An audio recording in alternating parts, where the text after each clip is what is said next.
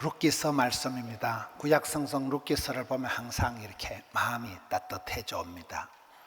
성경에 가장 기구한 여자, 태생적으로 이방 여인, 사람 취급을 못 받던 이방 여인, 모압 여인 룻이라는 여자가 시집을 갔는데 금방 시아버지가 돌아가시고 신랑이 죽고 시동생이 죽고 남자는 씨가 말라버린 집안에 청산과부가 되어서 어떻게 할 줄을 모를 때 동서 한 명은 도망을 가고 이 며느리 룻과 시어머니 나오미가 갈 데가 없으니까 고향으로 가자.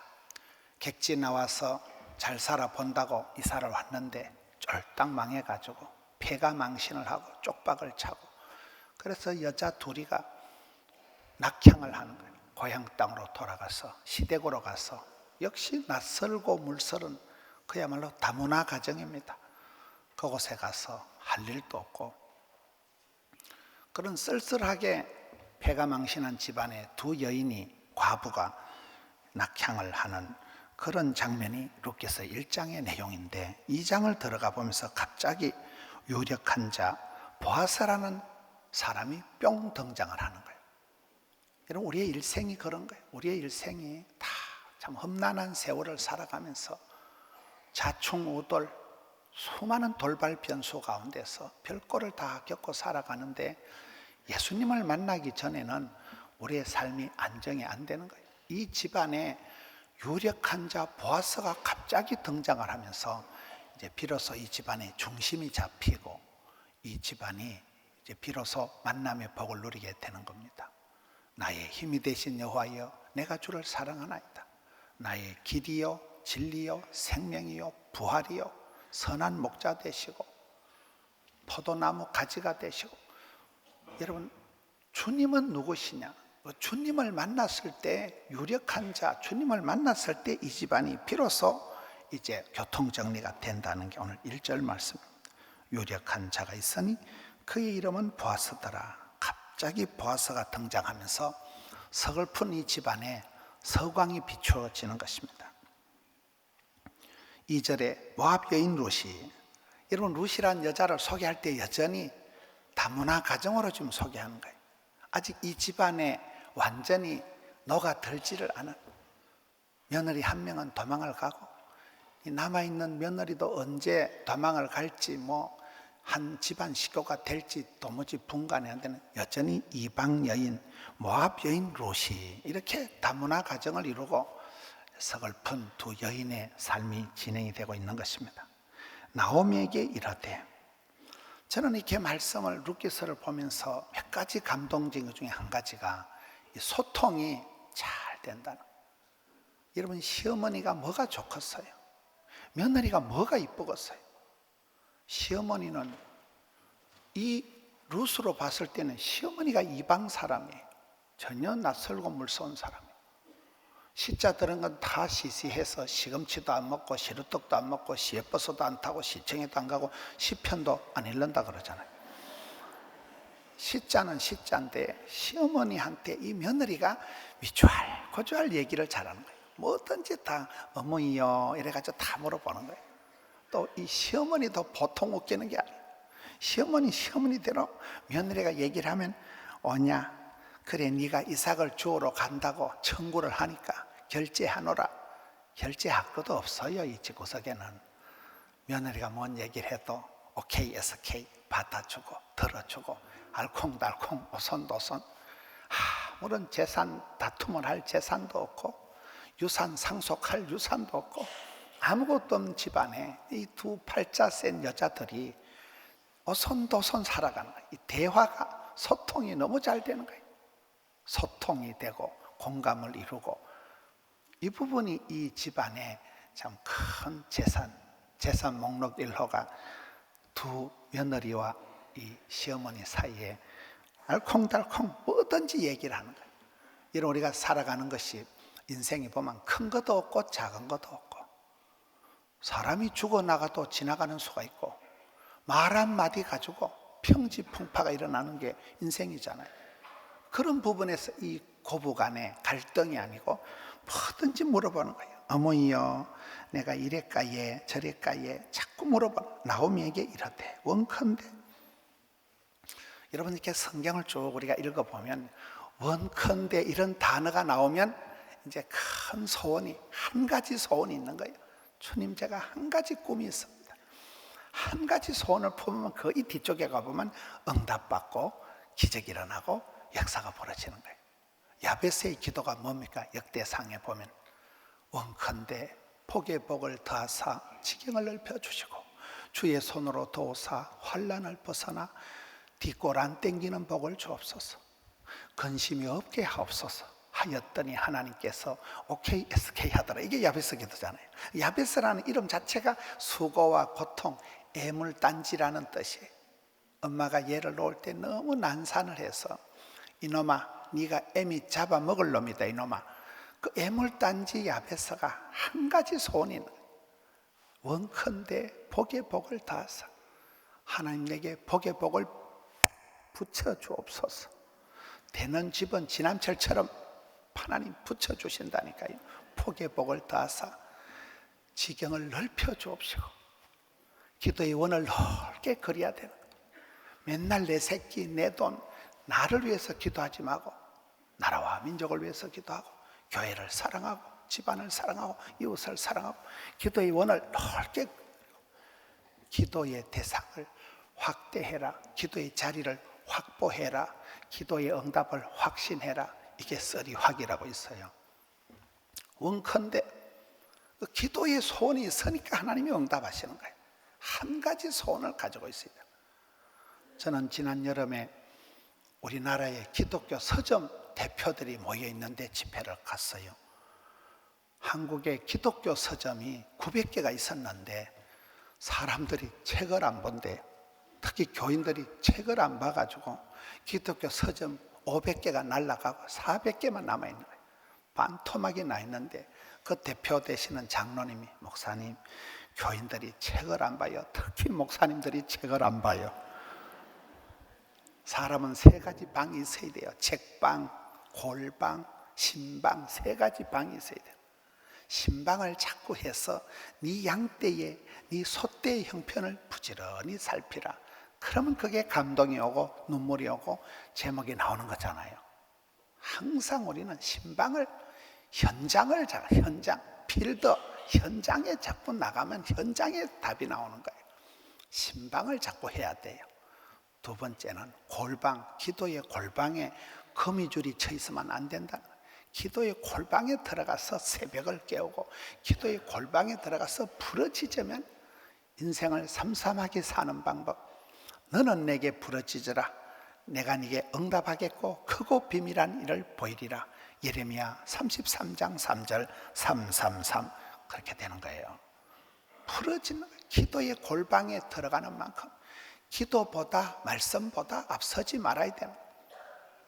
그리고 책방. 여러분 성도들이 오래 사는 이유는 성경 말씀을 보다가 듣다가 읽다가 큰 감동을 받는 거예요. 그렇잖아요. 말씀을 볼 때에 무릎을 치고 막 갑자기 성경을 읽다가 찬송을 부르다가 목이 메어서 그때 막 감동의 물결이 일어날 때 세포가 춤을 추고 우울증 공황장애가 싹 사라져버립니다. 막 대가리 수지침 맞은 것처럼 막 찌릿찌릿한 거예요. 가슴팍에 쓰나미가 밀려오는 거예요. 그런 감동을 정기적으로 주기적으로 체험을 해야 된대요.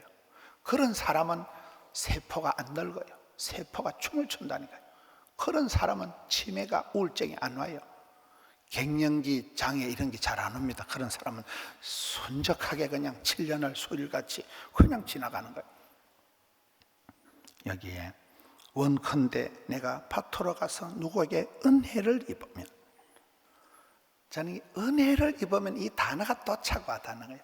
은혜 아니곤, 은혜 없이는 우리가 살 수가 없는 인생이잖아요. 여러분 어떤 사람이 나를 물어보세요. 집사님 어째 그래 자식 농사도 잘하고, 집사님은 어째 그래 건강하게, 어째 그래 직장생활 잘하노 물어보세요. 백발백중 만 가지 은혜를 입어야 되는 거지 뭐 지까짓기 뭐 애쓴다고 노력한다고 되는 건 아니에요. 은혜 없이는 우리가 설 수가 없는 존재예요. 이 여자가 팔사세니 룻이란 여자가 내가 하나님한테 은혜를 받든지 은총을 입든지 내가 하나님을 통한 누군가에게 보았었던 오았었던 사람 누군가에게 은혜를 입으면 된다는 거예요. 여러분 종교개혁을 할 때 5가지 솔라 시리즈가 있습니다. 솔라 피데 오직 믿음, 솔라 스크립투라 오직 성경으로, 솔라 그라티아 오직 은혜로, 솔라 크리스토스 오직 예수 그리스도, 솔리데오 글로리아 오직 하나님의 영광을 위해서 솔라 시리즈가 있는 거예요. 우리가 세월이 흘러갈수록 사람이 노력하고 애쓰는 건 한계가 있는 것이고 하나님이 얼마나 은혜를 베풀어 주시느냐. 제 아내가 제일 좋아하는 성경이 잠언 22장 1절입니다. 물질보다 명예보다 은총을 더욱 택할지니라. 사람이 자본주의 세상 살아가면서 돈보다 중요한 게 어디 있겠어요? 뭐니 해도 머니가 중요한 것 같지만은 돈보다 중요한 거는 자존심. 사람이 명예가 있어야 되는, 프라이드가 있어야 되는. 그런데 성경은 물질보다 더 중요한 게, 명예보다 더 중요한 게 은택을 있는, 은총을 받는 거예요. 은총이란 뭐예요? 은혜, 은자, 사랑할 정자. 하나님께서 내게 은혜를 베풀어 주시면 우리는 회복이 되는 거예요. 이 서글픈 룻이라는 집안에 서광이 비치는데 하나님의 은혜를 베풀어 주시는데 특별한 총, 일반 은총이 있어요. 특별한 은혜를 베풀어 주시고 때로는 그저 남들이 다 맞는 햇볕을 맞고 비를 맞지만 그 가운데서 이렇게 오곡백과가 만물이 다 자라는 거잖아요. 은혜 없이는 살 수가 없기 때문에 우리가 지금은 은혜의 때요 지금은 구원의 날이로다. 만 가지가 하나님의 은혜이기 때문에 은혜를 헛되이 받지만 은혜 가운데 있으면 은총을 받으면 다 되는 거예요. 여기에 이 여자가 내가 누구에게 은혜를 입으면 그를 따라서 이삭을 줍겠나이다. 여러분 이삭을 줍는다는 오늘 표현이 굉장히 이게 무슨 목가적인 전원적인 그렇게 풍경이 아니에요. 밀레의 이삭 줍는 여인들이라는 그 그림을 보면 그 여인들이 아주 전원적인 평안한 풍경이 아닙니다. 저 뒤쪽에는 보면 집단이 아주 산더미같이 그 부잣집 지주 주인 마님 집안에 곡식단이 산더미같이 뒤에 쌓여 있는 거예요. 그 옆에 또 보면 그 지주가 대감이 말을 타고 순찰을 다니는 거예요.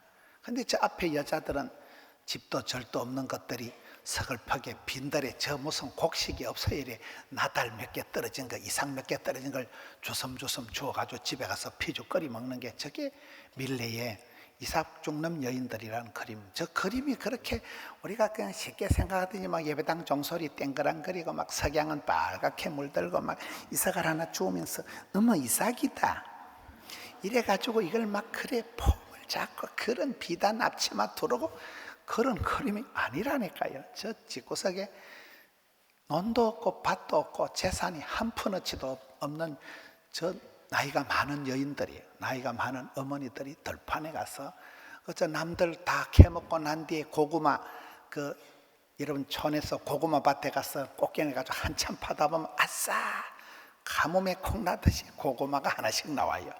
그거 갖다가 빼떼기 해먹고 빼떼기 알아요? 경남 저 통영 쪽에 제가 모셨던 조경천 목사님이 통영 욕지도 노대 출신이에요. 그러니 보면 난 빼떼기가 뭔지 평생 한 번도 못 들어봤거든요. 그 뭐 고구마를 이래 가지고 뭐 이래 거기 빼떼기라는 요리가 있어요. 참고로 하세요. 그게 가난한 시절에 고구마 해가지고 말라가지고 그걸 이래 해가지고 빼떼기를 아시나요? 모르시나요? 이삭 주워가지고 피죽거리 먹는 저거는 서바이벌이지. 저거는 인생의 막장이지.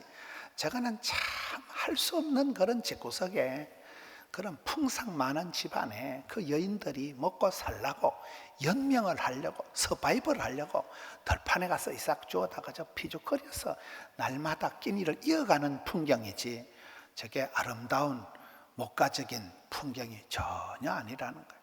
지금 이 여자가 어머니요 내가 이삭 주우러 갈라요 이 말은 무슨 그런 여유로운 한가로운 제안이 전혀 아닙니다.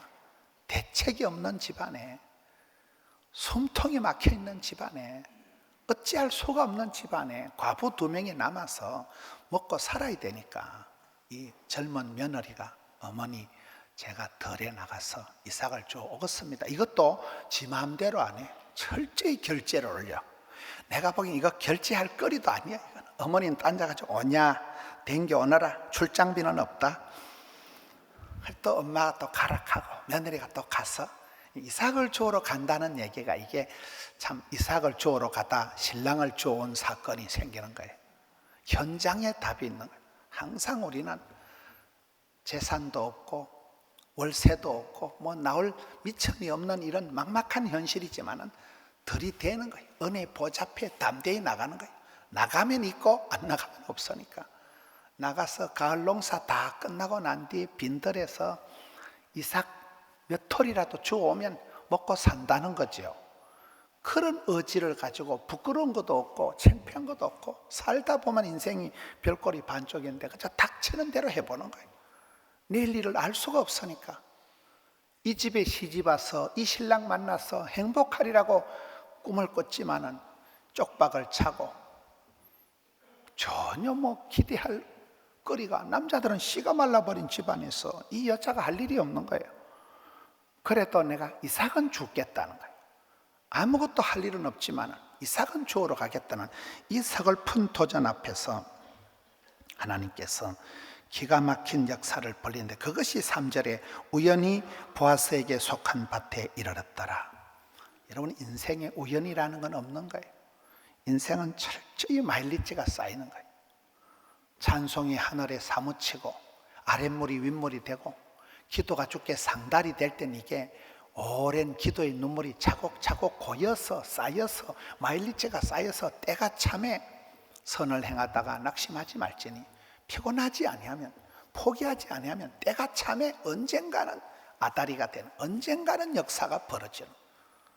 여기에 그저 이삭 주우러 가는데 하나님께서 하늘 위에서 바라보시니까 기가 막히잖아요. 이 시대가 사사시대예요. 혼란한 시대, 영적인 천초전국 시대, 지팔 지연들고 내팔 내언다는 시대. 구원의 감격은 사라지고 믿음의 선배들은 다 사라지고 그저 먹고 사는 데만 눈독이 올라가지고 보따리 싸들고 고향을 떠나서 객지에 먹고 살라고 다 뿔뿔이 흩어진 시대에, 왕이 없던 그 시대에, 리더십이 없던 시대에, 영적인 질서가 없던 시대에 그저 각자 소견에 옳은 대로 살아가던 시대에, 이 혼란한 사사시대에 하나님이 하늘 위에서 눈 씻고 바라봐도 똑바른 사람이 없는데요. 기대 밖에 이방 여자가, 기대도 안 한 역사의 아웃사이더 이방 여자가 시집을 와가지고는 시어머니가 믿는 하나님을 내가 믿고 시어머니의 백성이 내가 되고 내가 시어머니 가는 곳에 끝까지 갈 기다. 내 시어머니 죽는 곳에 나도 죽을 거다. 이 한 이방 여자가 고백을 하기 시작하는데 이 마음 썸썸이가, 쏘가지가, 싸가지가 보통 고운 게 아닌 거예요. 어떻게 이렇게 피죽 끓이 먹고 이삭 주워가지고 살아가면서 뭐 부끄러운 것도 없고 떨 것도 없고 쫄 것도 없고 자유부인이요, 자유부인. 아이고 저 여자 저거 객지 가서 잘 산다 하더만 쫄딱 망해가지고 며느리 하나는 도망갔다며 하나를 데리고 왔는데 아이고 그 집 발사계 같은 걸 데리고 와가지고 덜판에 가서 이삭이 주워 먹는, 동네 방네서 손가락질하는 게 저 거지 같은 집안에, 쫄딱 망한 집안에, 폐가 망신한 집안에 아이고 신랑 잡아먹고 그렇게 손가락질 하거나 말거나 루스는 너희들이 뭘 알아 이것더라, 뭐 떨 것도 없고 쫄 것도, 나는 자유부인이다. 내가 이삭을 주워 먹든 뭘 주워 먹든 너희가 뭔 상관이냐. 나는 그냥 주만 바라보고 하나님께 은혜를 입으면 하나님이 누군가를 통해서 내게 한 번만 은혜를 베풀어 주면 나는 된다 이것더라. 떨 것도 없고 쫄 것도 없고 막 덜판에 휘젓고 다니니까 하나님이 천사들 집합, 너가 내려가라. 저 밑에 내려가서 지금 루시라는 아줌마가 하는데 발목까지 딱 잡아라. 잡고는 보아스의 밭으로 밀어붙여라. 하나님이 특별 지시를 하셔가지고 우연히 보아스의 밭으로. 루스는 뭐 천지도 모르고 뭐 어차피 뭐 재산세 낼 재산도 없고 뭐 어차피 내 밭도 없고 네 밭도 없는데 뭐 그냥 자유부인이라니까요. 물결 치는 대로 바람 부는 대로 어느 밭에 가서 죽을 거. 하나님이 루스의 발목아지를 붙잡고 우연히 보아스의 밭으로 확 밀어붙이시니까, 할렐루야. 우리 하나님께서는 우연이라도 사랑하는 자를 반드시 도우시는 거예요. 남들이 보기엔 만고 우연의 일치지만은 우리의 만남은 우연일 수가 없는 거예요. 필연적인, 강권적인, 하나님이 급하신, 하나님이 천사들을 보내가지고 루스의 발을 돼지 새끼 몰아가듯이 몰아가지고 끌어가지고 확 쳐박아 버리는 거예요. 이렇게 해서 이 사이에서, 보아스와 루스 사이에서 다윗이 태어나는 거예요. 다윗의 정조 할머니가 되는 거예요. 이렇게 해서 이 태에서 다윗의 자손 예수 그리스도의 세계까지 쫙 뻗어가는 거예요. 할렐루야. 저는 오늘 이 말씀을 보면서 가장 제가 감동을 받은 게 한 가지가 뭔가 하면, 이 룻이라는 여자가 보온 유지를 잘했다는 거예요. 보온 유지가 뭘까요?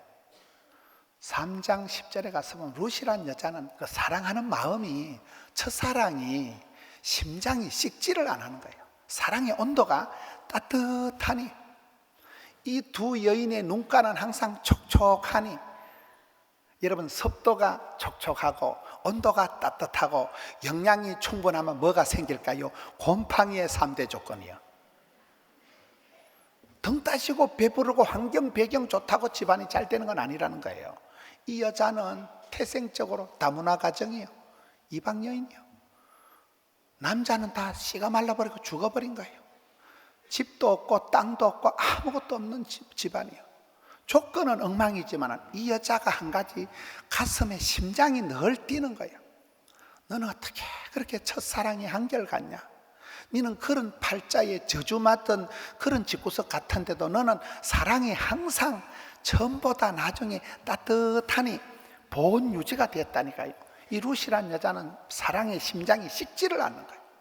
남편이 죽어도, 시어머니하고 싸움을 해도 항상 따뜻하니, 촉촉하니, 체온 유지가 됐기 때문에, 보온 유지가 됐기 때문에 가슴이 뜨겁고 심장이 펄떡거리고 뜨거운 사랑으로 그 사랑의 마음이 한결같이 나가니까 시어머니도 사랑하고 남아있는 자기도 사랑하고 하나님 복 주실 걸 미래를 내다본 이 여자가 애정전선에 이내가, 그 불쌍히 여기는 마음이 한결같았다. 아니, 이 사랑이 점점 뜨거워졌다는 거예요. 여러분, 우리 몸이 체온이 떨어지면, 암은 저온에서만 자라는 게 암이에요. 암은 35도 저온에서만 정식을 합니다. 암이. 그래서 우리가 몸을 항상 따뜻하게 돌려야 돼요. 따뜻한 상태에서는 암이 안 자랍니다. 감기만 걸려도 열이 퍽 나면 감기균이 암균을 잡아먹는다 이래요. 의사 선생님들 앞에서 이런 소리 하면 타잔 앞에서 빤추 자랑하는 것 같지만은, 이 여자가 팔자가 기구해도 다 잃어버려도 막장으로 떨어져도 가슴에 사랑의 열기가 안 식었다는 거예요.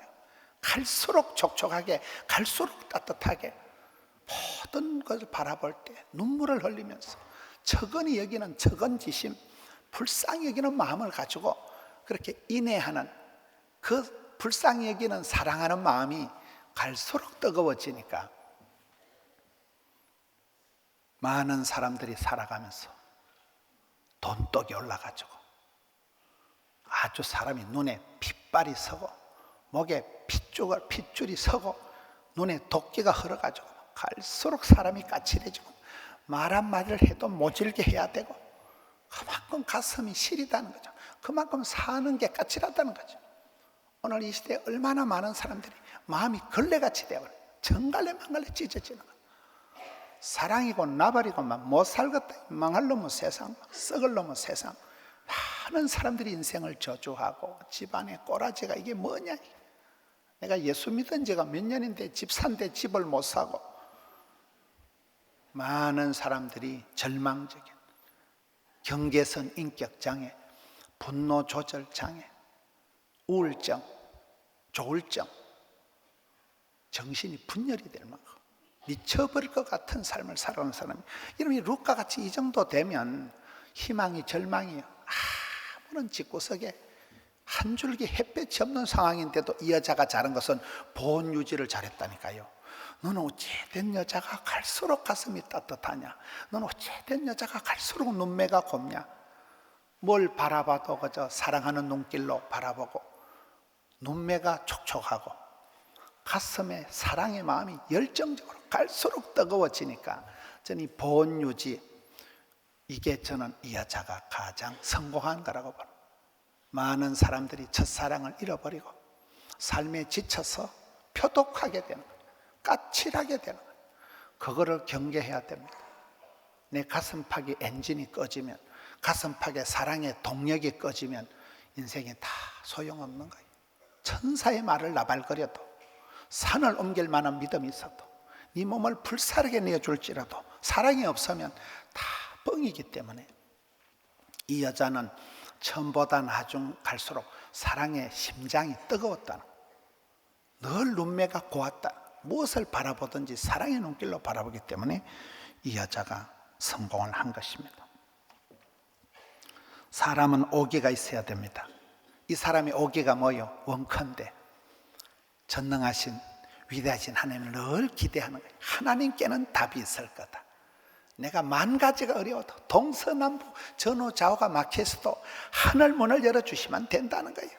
하나님은 답이 있고 하나님은 날 사랑하는 거 틀림없다는 거예요. 이 길을 가면 주만 바라보면 반드시 뭐가 구체가 나온다는 거예요. 하나님을 향한 기대가, 위대하신 전능하신 만복의 하나님에 대한 기대가 있고, 그리고 쉬지 말고 기도하고 하나님 때를 기다리고, 하나는 언약의 말씀을 기억하고, 그러면 기적이 일상이 되고 기적이 상식이 되고 하나님이 기이한 복을 주시는, 우연히 보아스를 갖다 이게 기이한 복을 주시는, 한판 뒤집기가 벌어지는, 반전의 축복이 일어나는.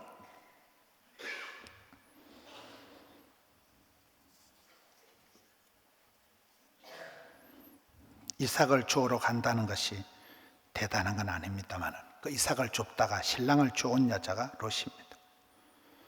우리가 이 세상을 살아가면서 농사할 것도 없고 수입 자체가 없고 돈을 벌 구멍이 없는 그런 절망적인 시대에도 이 여자가 현장에 나가서 부끄러운 걸 무릅쓰고 이삭을 주울 때 하나님이 고구마 줄기 캐듯이 고구마 하나를 잡아 당기면 꼬리에 꼬리를 물고 고구마가 줄줄이 사탕같이 나오잖아요. 떨어지는 낙수, 물방울이 똑똑 떨어져서 바위를 뚫습니다. 이젠 완전한 가을이 지나서 가을 끝자락에 그야말로 인저리 타임 같은 시간입니다. 가을 거지가 다 끝나고 막판에 떨어진 그 이삭 주워오는 게 이게 이삭을 주우러 가는, 농사가 다 끝난 상황이에요. 우리 인생이 그렇습니다. 금년 농사 심하게 했다 싶고 뭐 수입을 얻을 건더기가 전혀 없는 것 같은 그런 막장에서도 이 길 끝에서 내가 주의 영광을 본다, 자빠진 개면 쉬어간다, 그래도 또 하나의 열매를 위해서 나가니까 그 현장에서 들판에서 보아스를 만나면서 이 집안이 회복이 되는 것입니다. 이순신 장군이 신에게는 아직 12책이 남아 있습니다. 방지일 목사님은 나는 늙어서 안 죽고 주의 일을 하다 따라서 죽을란다, 그렇게 일을 즐거워하다가 100세 이상을 사신 분이 방지일 목사님입니다. 저는 이번에 기도회 특별 새벽기도 하면서 밑에 주제를 당대에 쓰임받고 천대까지 복을 받자 이렇게 기도하면서 제가 정해본 거예요. 어디든지 주님 손에 붙잡혀서 쓰임받고 사랑받고 축복받을 동안에는 죽을 틈이 없어요. 성가대 52주를 온전히 성수한 사람은 한 해 동안 시댁의 친정에 무탈했다 그 말이에요. 지겨운 게 축복이에요. 지겨운 걸 계속 잘 유지해야 돼요. 당대에는 쓰임받고 쓰임받을 동안에 행복하지, 주님 붙들어 주실 때가 가장 자유롭지. 쓰임받는 걸 두려워하지 마세요. 애껴서 뭐하게 애껴서 엉뚱한 데 헛심을 쓰지 마는 거예요. 당대에는 쓰임받고 수천 대까지는 주님의 축복을 감당하는,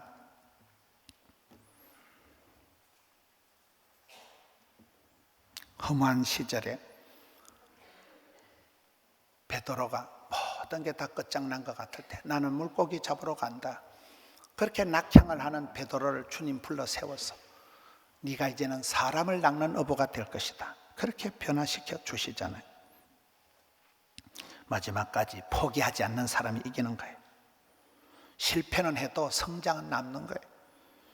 절망적인 시대일수록 빌어먹으며 살아가는 그런 팔자일지라도 나는 이 길을 간다, 나는 내 팔자를 사랑한다, 나를 이렇게 만들어주신 부모님을 공경하고 부부간에 끊임없이 존경하고 그런 사랑의 마음으로 살아가면 룻과 같이 너의 베푼 인애가 전보다 나중에 다하도다, 계속 애전전선의 마음의 엔진을, 마음의 체온을 떨어뜨리지 말고 평생을 사랑하며 찬송하며 그렇게 살아가면 우리 하나님께서 우리 인생에 반드시 반전을 주실 것입니다. 룻과 같이 우연이라도 하나님의 복을 받아서 가문의 영광을 이루고 다윗의 왕통을 잉태하고 예수님을 그 태에서 축복의 통로로 잉태하는 그런 쓰임받는 영광을 받았던 것처럼 이 혼란한 시대, 경제가 엉망인 시대, 사업하는 분들이 아우성을 칩니다. 죽을 지경이라고 합니다. 이럴 때 다시금 주를 바라고 주여 은혜를 베풀어 주시옵소서, 피할 길을 열어 주시옵소서, 숨통을 살려 주옵소서.